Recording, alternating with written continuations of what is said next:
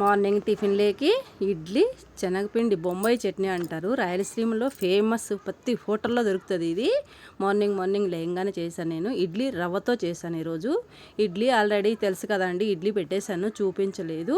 ఇప్పుడు బొంబాయి చట్నీ కోసమని కరివేపాకు, కొంచెం నూనె, 2 స్పూన్లు శనగపిండి, ఉల్లిగడ్డ, పచ్చిమిరపకాయలు, కొంచెం కొత్తిమీర మొత్తం అన్నీ తీసుకొని 2 స్పూన్లు ఆయిల్ వేసుకొని పోపు దినుసులన్నీ శనగపప్పు, మినపప్పు, ఆవాలు, జీలకర్ర మొత్తం అన్నీ వేసి బాగా వేగిన తర్వాత ఉల్లిగడ్డ కూడా వేసి ఈ చట్నీ పూరీలోకైనా బఠానీ ఉంటే వేసుకుంటే, పచ్చి బఠానీలు ఉండి వేసుకుంటే కూడా సూపర్ టేస్ట్ ఉంటుందండి.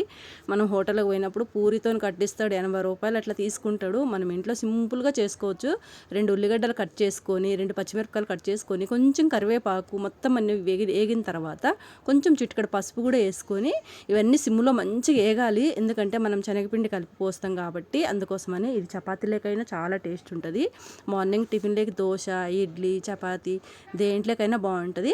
ఇవన్నీ క్యారెటు, ఆలుగడ్డ మొత్తం అన్నీ కట్ చేసి వేసిన తర్వాత చిన్న ముక్కలు కట్ చేసుకోవాలి. ఆలుగడ్డ ముక్కలు ఎందుకంటే ఉడకవు కాబట్టి కొంచెం సన్నగా కట్ చేసుకొని, చిన్న ఉల్లిగడ్డ, 2 క్యారెట్ మంచి సన్న కట్ చేసి వేసుకోవాలి. ఇవన్నీ బాగా వేగినప్పుడే సిమ్లో పెట్టుకొని మూత పెట్టి ఒక 10 నిమిషాలు మంచిగా వేయించుకోవాలి. మాకు పచ్చిమిరపకాయలు కొంచెం కారం ఉండవని, స్పైసీ కోసమని కొంచెం కారం వేసాను నేను. ఇవన్నీ బాగా వేగిన తర్వాత 2 గ్లాసులు వాటర్ వేసుకోవాలి. 2 గ్లాసులు బాగా మరిగేటప్పుడు ఈ శనగపిండి 2 స్పూన్లు ఆడిచిన పిండి తీసుకున్నాను నేను. ఈ శనగపిండి ఉండలేకుండా మంచిగా స్పూన్తో రాగిపిండి ఎలా కలుపుకుంటామో ఆ విధంగా కలుపుకోవాలి. ఇందులోకేమో 2 గ్లాసులు వాటర్ వేసుకొని బాగా మరిగేటప్పుడు మాత్రమే ఈ శనగపిండి బాగా కలిపింది ఉంటుంది కదా. ఇడ్లీ కూడా ఆల్రెడీ అయిపోయిందండి. చూడండి, రవ్వతో చేసిన ఇడ్లీ చాలా టేస్ట్ ఉంటుంది. నేను ఎప్పుడు బియ్యంతో చేస్తాను, ఎప్పుడన్నా ఒక్కసారి ఈ విధంగా రవ్వతో చేస్తాను.